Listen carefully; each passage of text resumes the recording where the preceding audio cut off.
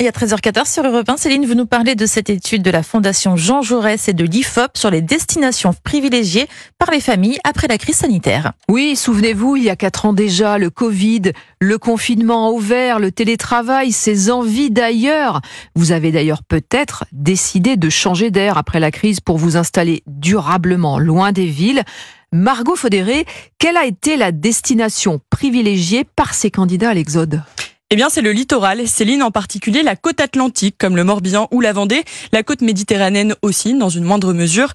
Finalement, ce n'est pas très surprenant. Rappelez-vous, pendant la pandémie, beaucoup de Français ont passé leur confinement sur le littoral. Et selon les auteurs de l'étude, ils y sont tout simplement restés. Ce sont des régions qui ont toujours été très plébiscitées, estime Sylvain Manternac, géographe et co-auteur du rapport. Quand on regarde en termes de timing, on fait l'évolution de la démographie avant le Covid et après le Covid. Tout l'Ouest et les côtes bretonnes attiraient déjà beaucoup avant le Covid. C'est vrai que c'est pas quelque chose de tout à fait nouveau. C'est un secteur géographique qui attire depuis de nombreuses années, en fait. Alors, parmi les amoureux de ces littoraux, il y a toujours eu des retraités aisés et des professions libérales. Mais depuis le Covid, il y a aussi des enseignants et des cadres télétravailleurs qui viennent profiter de ces villes proches de la mer et acheter des logements plus confortables qu'en ville, plus grands aussi. Mécaniquement, ces arrivées ont fait exploser le marché de l'immobilier sur les littoraux. À Arcachon, le prix d'une maison a augmenté de 39% entre 2019 et 2024. À Biarritz, il a même augmenté de 50%.